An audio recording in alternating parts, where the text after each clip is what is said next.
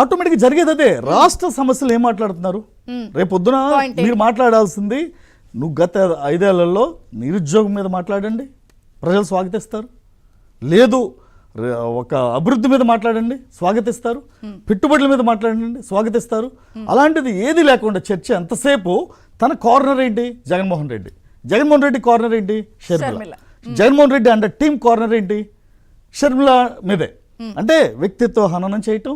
అది మొదటి నుండి జగన్ను ప్రశ్నిస్తే ఎవరినైనా సరే, ఒక చంద్రబాబు నాయుడు గారిని కావచ్చు, లోకేష్ గారిని కావచ్చు, పవన్ కళ్యాణ్ గారిని కావచ్చు. పవన్ కళ్యాణ్ గారికి 3 భార్యలని ఆయన అన్నాడు రకరకాలుగా. లోకేష్ గారిని అంటే ఆయనకి వాళ్ళ టీంకి వచ్చింది ఏంటంటే వ్యక్తిత్వ హననం చేయటం.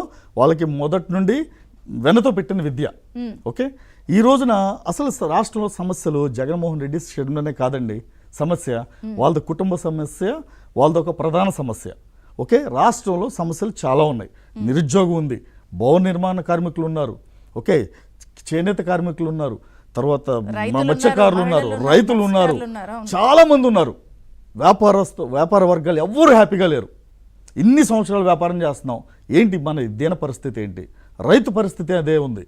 ఇవన్నిటిని గాలికి వదిలేసి ఎంతసేపు వీళ్ళ సమస్యని, కుటుంబ సమస్య, సాక్షి మీడియాలో వాటాలు, ఆస్తుల వాటాలు, మీరిద్దరు కూర్చొని మాట్లాడుకోండి. ఎందుకు మాట్లాడరు? పెద్ద మనుషులు ఉన్నారు కదా, వైసీపీలో కూడా పెద్ద మనుషులు ఉన్నారు కదా, వైవి సుబ్బారెడ్డి ఉన్నారు, రకరకాలు ఉన్నారు.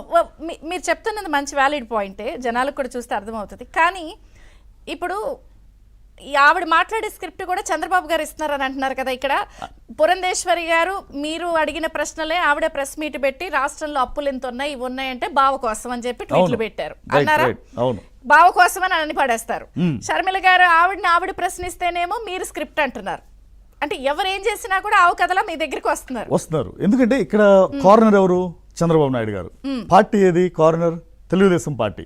అంటే జగన్మోహన్ రెడ్డి కుటుంబంలో ఏది వచ్చినా సరే దానికి చంద్రబాబు నాయుడు గారే కారణం అంటారు. ఆ రోజున బాబాయిని వివేకానంద రెడ్డి గారి మర్డర్ జరిగిన తర్వాత అది ఎవరి మీద వేశారు నెపం? చంద్రబాబు నాయుడు గారి మీద. అంటే వాళ్ళకి ఈవెన్ రేపొద్దున పొర్రపాటున జగన్మోహన్ రెడ్డి గారికి, భారతిరెడ్డి గారికి విభేదాలు వస్తే దానికి కూడా చంద్రబాబు నాయుడు గారే అంటారు.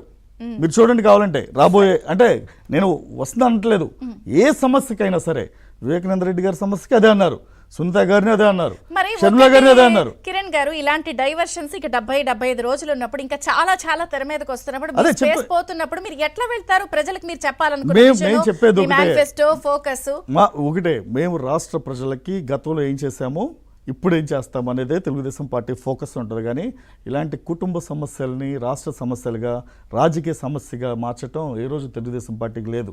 తెలుగుదేశం పార్టీలో చంద్రబాబు నాయుడు గారి కుటుంబ సభ్యులు కానీ ఎవరైనా సరే ఇలా రోడ్డు మీదకి వచ్చి పడింది లేదు. ఓకే, తెలుగుదేశం పార్టీ అంటే అన్న ఎన్టీ రామారావు గారు స్టార్ట్ చేసిన దగ్గర నుండి ఒక క్రమశిక్షణతో ముందుకు వెళ్తున్న పార్టీ. ఓకే, ఈ రోజున జగన్మోహన్ రెడ్డి గారు తన చెల్లెల సమస్యలను క్లోజ్ చేయాలంటే 5 నిమిషాల పని. ఒక పక్కన అవినాష్ రెడ్డితో వివేకానంద రెడ్డి మర్డర్ కేసులో అవినాష్ రెడ్డి ఉన్నాడు, ఆ సమస్య అలాగే ఉంది. ఓకే, దాన్ని సిబిఐ వాళ్ళు అరెస్ట్ చేయడానికి వస్తే కాపాడింది ఎవరు? జగన్మోహన్ రెడ్డి. మరి అదే షర్మిలను ఎందుకు కాపాడలేదు? తన సొంత చెల్లి కదా, తన తోబుట్టు కదా, రాజశేఖర రెడ్డి గారు రక్తం పంచుకు పుట్టిన బిడ్డ కదా. ఇవన్నీ అంటే మరి అంటే అవినాష్ రెడ్డి కన్నా, అంటే షర్మిల రెడ్డి గారి కన్నా అవినాష్ రెడ్డి గారు ఎక్కువైపోయాడా? ఇప్పుడు షర్మిల రెడ్డి గారు కాదంటే ఇప్పుడు ఒకటండి, నేను ఒకటే చెప్తాను, దానికి ఒక వివరణ ఇస్తాను. షర్మిల గారిని కూడా సోషల్ మీడియాలో ట్రోల్ చేస్తున్నారు, షర్మిల శాస్త్రి అని. ఆడపిల్లకి, మీరు సుప్రీంకోర్టులో కూడా మొన్న వచ్చింది, ఆడపిల్లకి 2 ఇంటి పేర్లు ఉంటాయి. మీరు ఎక్కడైనా చూడండి, ఈవెన్ మీకు కూడా బిఫోర్ మ్యారేజ్ రేపు పొద్దున్న రికార్డ్స్ లో మీరు ఆస్తులు కొన్నా, ఫ్లాట్స్ కొన్నా, పొలాలు కొన్నా మీరు ఏ నేమ్ అయినా యూజ్ చేసుకోవచ్చు, daughter of or wife of. Okay, మీరు before father name, after husband name, surname వాడుకోవచ్చు. ఆ కనీస పూర్తి అవగాహన లేని చెంచాలతో ఆవిడ్ని వ్యక్తిగత హననం చేస్తే ఎలాగండి? అవును, ఎస్, ఆవిడ హస్బెండ్ ఎవరు? అనిల్ గారు ఒక బ్రాహ్మణ కుటుంబానికి చెందారేమో, అయినా సరే అలా వ్యక్తిగత హననం చేయకూడదే. తన సొంత చెల్లిని ఇలా విమర్శిస్తుంటే, ఎవరు గాడిదలు విమర్శిస్తుంటే జగన్మోహన్ రెడ్డి మాట్లాడ్డా? మరి రాష్ట్రంలో ఇప్పుడు ఉన్న notice లక్షల చేశారా మంది అన్నా మీరు? చెల్లెళ్ళు ఆయన నా elections వాళ్ళు అంటారు లోనే కదా. పేదలు పెత్తందారులని బ్యాచ్లుగా నేను ఒకటే చెప్తున్నానండి. డివైడ్ చేసి వెళ్ళి అందరి మీద నేను ఒకటే చెప్తున్నా, రాష్ట్ర ప్రజలకి ఒకటే చెప్తున్నా, ఇది కుటుంబ సమస్యని రాష్ట్ర సమస్యగా తీసుకుని మీరు ఆ ట్రాప్ లోను ఆ ట్రాన్స్ లోనుకి వెళ్ళొద్దు. ఇప్పుడు రేపు రాబోయే ఎన్నికల్లో జరిగే యుద్ధం 100 అబద్ధాలు వర్సెస్ ఒక్క నిజం.